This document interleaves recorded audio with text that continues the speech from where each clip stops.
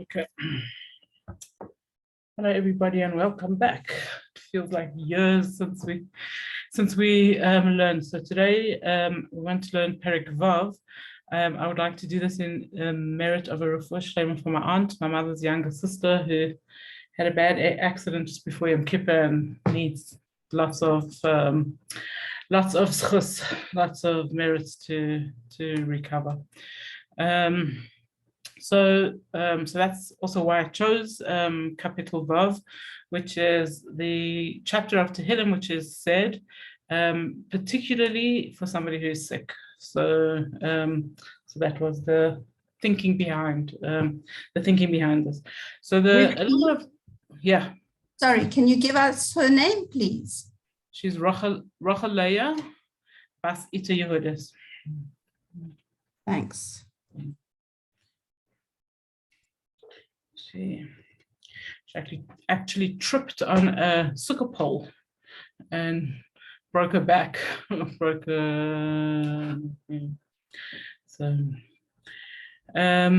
Okay, so she should have a refuah shleima. We should have good news to report.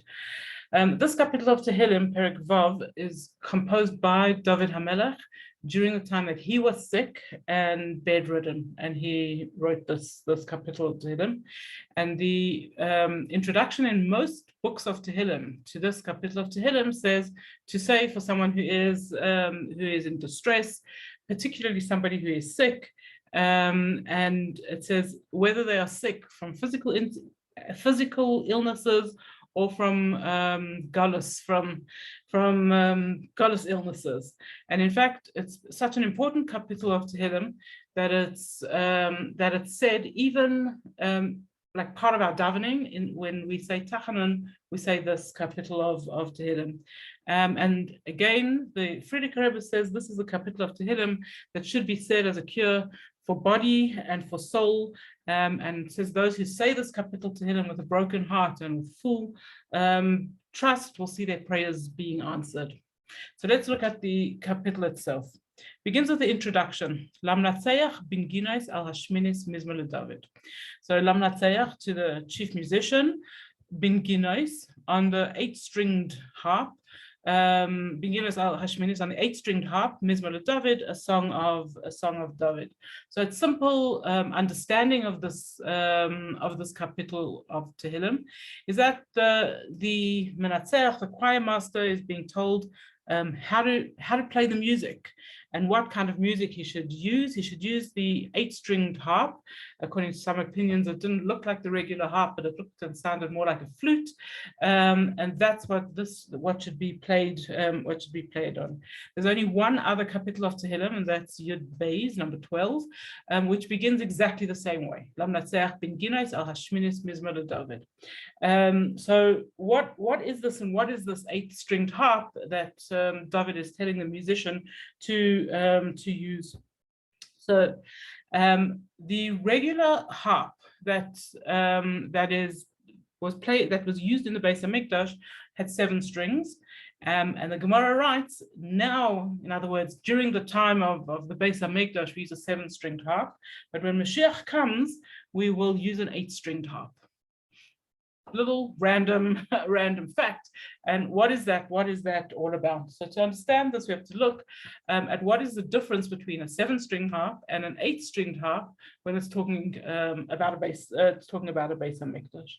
So 7 in Yiddishkeit, 7 is always represents 7 represents physical world, connection to creation, the creation of in 7 days. And when we speak about 7, that's our job in this world, which we have right now, which is connecting to the physical things in the world. We live in a physical world, and we're obligated to bring godliness into this physical world and to uplift the physical world with godliness. When Mashiach comes, we are not going to be connected just to physical things. In fact, we will evolve into, like, spiritual will be the main, or according to some opinions, the only eventually. And that is always represented by 8. So 8 always represents above the physical, something more than nature. So the world exists in cycles of 7, as we know we have a 7-day week, and 8 always represents something a little bit more than regular, a lot more than just regular nature. And so you know that we have a bris on the 8th day, because a bris is symbolic of something that is more than nature, something bigger than a connection with Hashem that is bigger than nature. So to somebody who's in despair, somebody who is ill, we say to them, sing on the 8-string harp. Why sing on the 8-string harp? Because you have to, like, whatever kind of suffering a person is going through, they have to know that that's not the end and the end all and everything. Maybe according to logic, maybe according to physical understanding, maybe according to this world and the way this world runs, they in stoch, okay, they in a bad position, but sing on an 8-string harp. In other words, believe that there's more to everything than just this world and its laws of nature, and believe that there'll be reason to sing an 8-string harp, something which is above nature, something which is more than nature. And so that is the simple, if we could call it simple, understanding or reason, explanation for why this particular song has to be sung on the 8-string harp, and that this particular capital is composed as the prayer to be said if someone is has illness, whether it's physical or spiritual. Other opinions of why David HaMelech composed this capital of Tehillim. There is the opinion that it was composed to be said at a bris, and that also is understood from the words Lamnatzeach bin Ginos, sing this beautiful song, Al Hashmines, for the 8th day, in other words, for the bris. And by many opinions, bris is the 8th mitzvah that was given to the world. First were the 7 mitzvahs b'nei Noach, the 7 mitzvahs that were given to everyone, and then was the mitzvah of bris that Avraham Avinu was given the 8th mitzvah. And a third opinion of what this capital of Tehillim is for, it says that this capital of Tehillim was composed especially to be said on one's deathbed at a time where the neshama is leaving the constraints of the physical world and taking on the 8th, the higher level, the bigger level. Then this would be the capital of Tehillim that they would ask Hashem to answer them as they are making that change. So that's the introduction to the capital of Tehillim that David composed. Having a look at Pasuk Beis. Hashem, Hashem, please don't punish me in your anger, and don't punish me in your fury. So David HaMelech is saying an interesting thing. He's saying, Hashem, I know that there will be times where I'll have done something wrong and you'll punish me, and I accept that there's consequences to action, and sometimes I do something wrong, and I'll take the flak for it. I accept that. And this particularly David HaMelech is saying after his sin with Bathsheba, where he accepted that he had done something that wasn't perfectly correct. But what he's asking Hashem is, Hashem, don't punish me when you're angry with me. Punish me because you love me. Punish me in a method of love, rather than in a method of fury. And if you think about it from the way we react to people around us, whether it's our family or our children or our students or our friends, the difference of how we react to somebody when we're angry with them or when we love them, even if both times there are consequences that have to be. I often think about this myself. As a mother, one time I was just lying on the floor with my children, playing with my children, and I was using a packet of disposable nappies as a pillow. And one of my children, I don't know what, maybe getting a little bit wild, pulled a packet of nappies out from under my head, and my head banged on the floor, okay, big bang on the floor. And I was furious, but absolutely furious. And poor Michali got it from me. Now, for those of you who know Michali, was this cute little good boy, he never did anything wrong. And he got a hiding from me. You don't know what happened to him. And I actually can still see his eyes. Like, he was so surprised. He really didn't know what happened to him. Now, if I had stopped to think about it, I wouldn't have reacted like that at all, right? Because my reaction was completely out of anger. How dare you pull this from under my head and bang my head on the floor like that? If I had come from a place of love, I would have said to him, go sit down in the other room and think about what you did. You could have hurt me very badly, right? You really could, and you need to be punished for that. I have one son-in-law, Chaya's husband, Tzviki, who, if he decides he's going to give his children a smack, and I'm not saying, okay, I know it's not politically correct to punch your children anymore, but he says if they do something naughty, they deserve a punch. But how does he give it to them? He says to them, you did this, and now I'm going to punch you. But hold on 1 minute. I'm going to wash Negel Wasser. And then I'm going to make a bracha. And I'm going to say the bracha, Baruch Atah Hashem, blessed are you Hashem, who has given me the mitzvah of educating my children properly. And then I'm going to give you a punch. Okay. Now, the punch that they're going to get, or that they do get, is completely different punch than if he gave it to them when he was really angry for what they had done. And this is what David HaMelech is saying to Hashem. There are times where I'm going to get a patch, okay, that Hashem is going to give us a patch. What am I asking Hashem for? That the patch should come from a place of love, okay, that Hashem should want to teach us something, but he shouldn't be angry as he is teaching us. So the Yalkut actually explains and says that it explains with a mashal. He says that there was a king who was so angry with his son, and he picked up a rock and he said, I'm going to throw this rock at you. And then suddenly the king realized that if he throws this rock at his son, it's going to be bad. Okay, it's not going to be good for his son. And so he sends one of his servants and he says, crush this rock.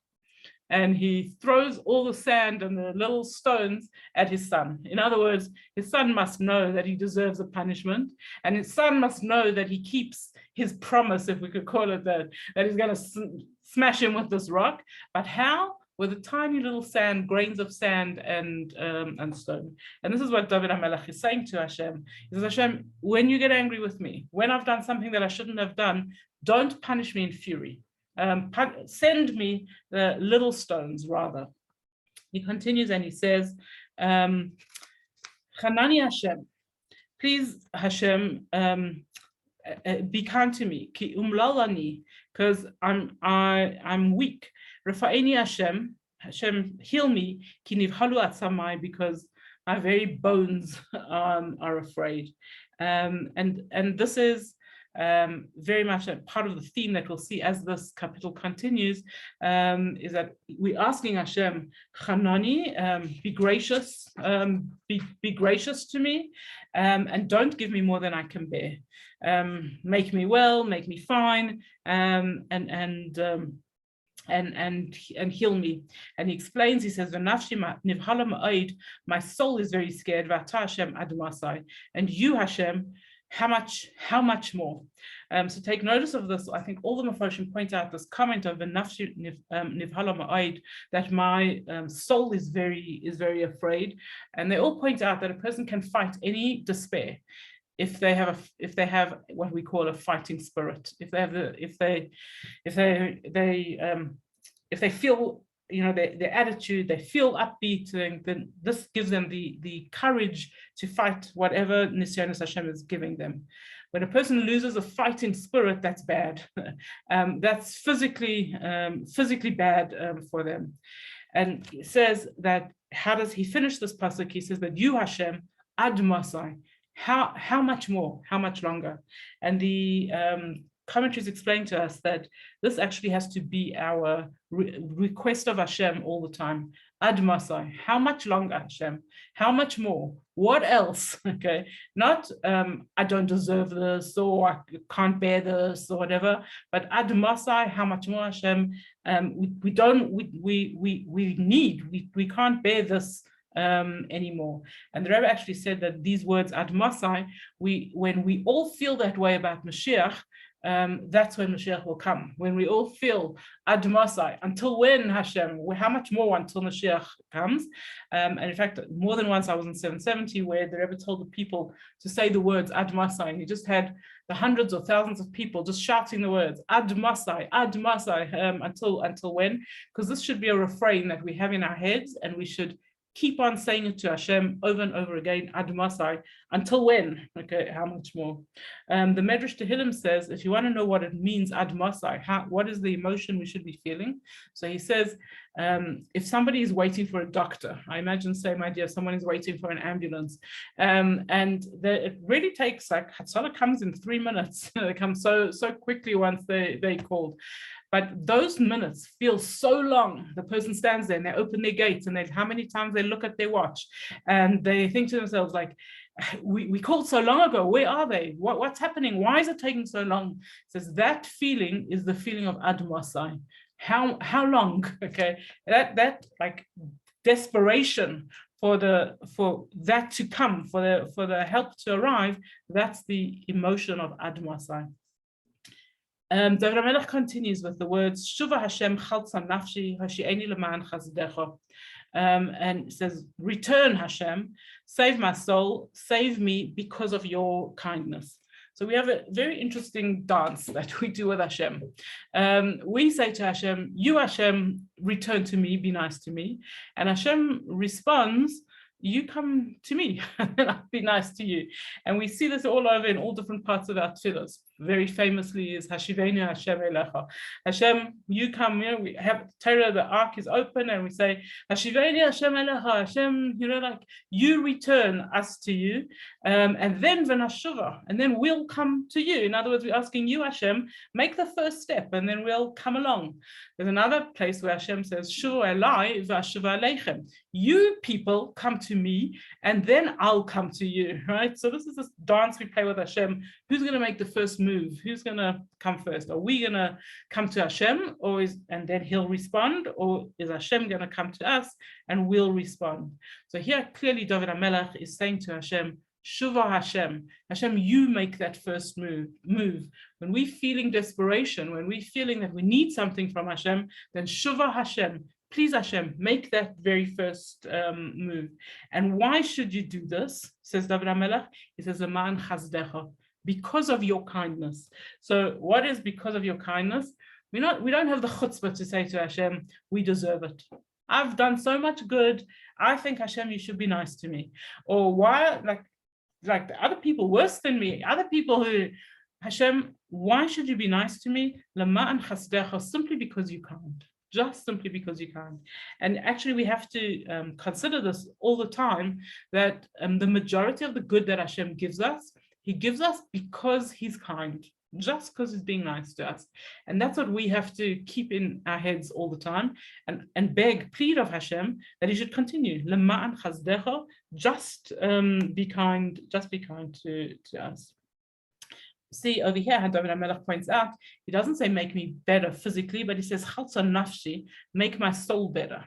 And what the Medrash tells us is that any time that we daven for physical health, we must also daven for spiritual health. And you might recognize that when they make a mishaberach for an ill person, God forbid, they always say refuas hanefesh to refuas haguf. The person should get back their spiritual health and also their physical health, because the two things become very intertwined, become very connected to each other. David HaMelech continues with Pasuk Vav, and he says, Ki ein b'maves zichrecha b'sh'ol miyadelach, because no one remembers you in their death, and from the grave, who can acknowledge you? Who can? So the similar idea we say in Tehillim, later on in the Hallel, we say, that dead people can't praise you. Okay, anyone who's not alive can't be telling how great you are. So again, here David HaMelech uses a similar sentence. He says that when people are dead, they can't praise you, and there's no big kiddush Hashem. People don't see greatness of Hashem in death. They see greatness of Hashem when he gives life. That's when Hashem makes somebody who we didn't expect to live. When Hashem makes a miracle for someone who we thought would never walk again, then they walk again. When we see those kind of miracles, that's when we see greatness in Hashem. And he says, he continues, David HaMelech, Pasuk Zayin, he says, Yegaiti ba'anchasi, asche b'chal laila mitasi b'dimasi arshi amse. So Yegaiti ba'anchasi translates as, I'm exhausted from sighing, which my husband and I laughed about quite a bit, because is that why you get tired from sighing? But if you sigh, so what David HaMelech actually is saying, he says that his sighing, he's not just sighing like a oy vey, you can't do that, but he's sighing deep, painful sighs in his illness. And he says, I'm exhausted from this, and my bed is drenched, my pillow is drenched from my tears of every single night. So just on a like small literal level, why he mentions night, say the Mephoshim, that at night people worry more than in the day. For whatever reason it is, maybe it's because we haven't got all other things that we need to do. But nighttime, if anyone's ever had toothache at night, they know that nighttime pain is worse than daytime. Worries are worse at night than in the daytime. Also, what this pasuk is saying in a very literal sense is that David HaMelech is explaining that after he sinned with Bathsheba, he shed tears, and he had this continuous prayer that the tears should cleanse the bed that he sinned on with Bathsheba. So that's in a more literal way. The Yalkut Shimoni says that during the 22 years that David HaMelech did not have Ruach HaKodesh after his sin with Bathsheba, he cried every day. And it says that he filled a cup every day with tears, and he drank that cup of tears. And for all those 22 years, not only he drank the cup of tears, but he also dipped his bread in ashes, and he showed his absolute pain, his grief in the fact that he didn't have Ruach HaKodesh. The Agadah tells that David HaMelech was bedridden for 13 years during this 22-year time, and he wept so profusely at his lack of connection with Hashem that his linen had to be changed 7 times every day. So this is when he says, I'm drenching my bed, my pillow with tears. He meant it quite literally. It says that all during this time, as he was crying and weak and bedridden, his enemies stood around him, and they tormented him. They kept on saying, how long will it take until King David dies? Look what King David did, and now Hashem is punishing him, and he's going to die. And this is what was going on around him all the time. And he prayed, part of his prayer during that time was, Hashem, let my enemies see, and we'll actually see how he expresses those words in the next few psukim. Let my enemies see that I didn't sin as badly as they think, and that I'm not going to die, that I'm going to be forgiven, and I'm not going to die. And Hashem answered that prayer of his, so that he was able to become well. And it was only after that that David HaMelech gave instructions to the Yidden on how to build the Beis HaMikdash. Tears have a very big, important part in Avodas Hashem, in serving Hashem. So some people are criers and some people are not criers, but tears have a very big place in the service of Hashem. It's one of my earliest high school memories. I got a place in shul, my own seat in the Chassidim shul in Johannesburg. It wasn't anywhere near my mother. It was like quite far back, and I was sitting next to a lady who was not particularly from, not unfrom, a nice lady to chat with in shul, somebody nice to sit near. And most of Rosh Hashanah Yom Kippur, we had a very good time davening when we felt like it, chatting when we felt like that more, and so it went. And then came Yom Kippur. Yom Kippur, and the end of Yom Kippur, it was Ne'ilah time. And right before Ne'ilah, she said to me, "It's my family custom to cry during Ne'ilah." Like, okay, I've never heard such a thing. Like, I always thought crying comes from somewhere inside you, can make a decision. Anyway, she stopped talking and she started to cry. And for the whole of Ne'ilah, she cried. And I just watched her. I was so fascinated with this concept that a person could just decide to cry. And it always stuck in my head. And then one day I was actually going to teach a class about Ne'ilah. And I remembered this, and I went to have a look, and it actually is written that if a person cries during Ne'ilah, it's a segula for having a good year ahead. So some people can just turn on tears, some people can't. So I can't give you advice about that. But definitely the idea of crying is very strong with our Avodas Hashem. And it's written, and we actually say this in Ne'ilah, that Sharei Dima, the gates of tears are never closed. When Hashem closes all other gates, the gates of tears are open, and we can always get in through the gates of tears. We also have a promise that says that when Mashiach comes, Umacha Hashem, as called Hashem, will wipe away all tears. Okay, so tears of sadness particularly are only for Galus time, only for exile time. And please God, we're waiting for this time where Hashem wipes away tears. In other words, he wipes away pain, he wipes away suffering from all faces. Pasuk Ches, Asasami Kaas, Einai Asaka b'chol tzerai. From my grief, my vision has gotten dim and has faded from because of all my enemies. And so David HaMelech is actually blaming his eyes. It says that David's eyes were red and swollen from crying during this time, but he was angry with his eyes, if we could say that, because he blamed his eyes for his sins. He says, and we actually express this as well, that what our eyes see, our hearts want. Our heart's desire. And David HaMelech blamed his eyes. He says, it's because of what I saw that I landed up sinning. Pasuk Tes, he says, Suri mimenu kol pale, aven ki shama Hashem kol bechi. Go away from me, leave me alone. All the pa'ale aven, which we're going to see who these are, because Hashem has heard my prayers, and as kol bechi, and he has heard the sound of my crying. So who are these pa'alei aven? So this at simple level, at literal level, we're talking about all those tormentors who are so happy to see David HaMelech lying bedridden and crying and whatever. That's the one level of pa'alei aven. And the deeper level of that is he's talking about the Yetzer Hara. And he's saying it's the Yetzer Hara, it's the evil inclination that has caused me to sin. And Surumim, and leave me now. Okay, leave me alone, go away from me now. Why? Kishama Hashem kol bechi, because Hashem has heard my cries. And take notice that these words, Kishama Hashem kol bechi, Hashem has heard my cries, is past tense. Here David HaMelech is speaking about present. He's sick and he's asking Hashem to make him better. And all of a sudden, this end of this pasuk is in past tense because Hashem has heard the sounds of my crying.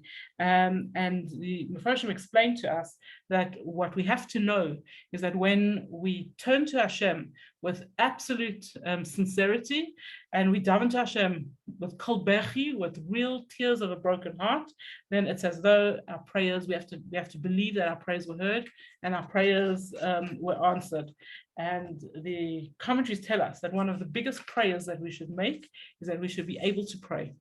That's the biggest thing, because we all have this plan, I want to daven, I want to ask Hashem, I want to whatever, but the big thing is, how do we, are we always able to feel what David HaMelech is saying and feel that we've asked Hashem with a full heart? And so say the commentaries, your first words of prayer should be, please Hashem, help me pray. And there's a famous story of a little Russian boy who, during the time where the Iron Curtain was shut, that he sent a letter to the Rebbe, and he was a boy with a really hard life, and they were running away from the Russians all the time. His parents were refuseniks, and he sent a letter asking the Rebbe for bracha. And the Rebbe spoke at a Farbrengen, and he told about this, and he said, when he got this letter, he expected that the little boy was going to ask him, please give me a better life. Please let my refusenik parents be freed. Please, like all the things we would imagine this little boy would ask. And what did the boy ask? He said, Rebbe, was soll ich tun, als es daven sich nicht? What should I do if I can't daven? If I don't know, if I'm trying and I can't daven. And I think probably we've all had those moments where, or bigger than moments, times where we've like really intended to daven. We really wanted to give us our whole hearts to Hashem, and it didn't happen. It just didn't work. The words came out of our mouths, but it didn't. And then what? And so this is the question that we have to ask ourselves. We have to ask Hashem, help me to daven, help me to feel, help me to be able to express myself. And why is it so important? Is that so important? Kishama Hashem kol bechi, because Hashem hears when we ask. And then the next pasuk continues on this same theme. It says, Shama Hashem Tchinasi. Hashem has heard my prayers. Hashem Tfilasi Yikoch. Hashem has accepted, he's taken my prayers. And the Yalkut Shimoni speaks over here and says that there was a pauper who came across the king, and the king felt like being gracious. And he says to the pauper, you know what, I'm in such a good mood today. I'm going to give you one request. One thing you can ask me, and I'm going to do it for you. And the pauper is probably cleverer than the king, and he says to the king, okay, I have one request, and that request is that whenever I ask you something, you say yes. And this is our relationship with Hashem.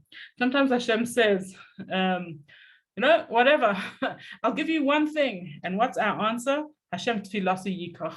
So the one thing we want from you, Hashem, that you should accept our prayers, that you will answer our tefillos. And then finally, David HaMelech finishes, let all my enemies be terrified, let them be humbled and realize they're wrong just for a moment. And so David HaMelech wants his tormentors to see that he's forgiven and that he's alive and that Hashem has answered his prayers. But interesting wording that he says, Raga, I just want them to have that feeling for one moment. And this is a lesson for all of us, and that's why David HaMelech includes it over there, that when someone's done something wrong to us, our response should be, they should know they did something wrong for one moment. It's much easier, as human instinct is to hold on to our grudges and our upsets and things that people did to us forever and ever and ever. And even if we say, I forgive them, I'm moving on, life is okay, we still have it somewhere in the back of our minds, somewhere in our hearts, that, hey, they did something to us, they did something wrong. And David HaMelech says, no, he says, I want them to know they did something wrong, Raga, for one moment. And after that, I forgive them and I move on. And that is Perek Vav, the capital with all its tefillos. Hashem tefillasi yikach, Hashem should take all of our prayers, and he shall wipe away all tears. And that's that for today. Can unmute if you want.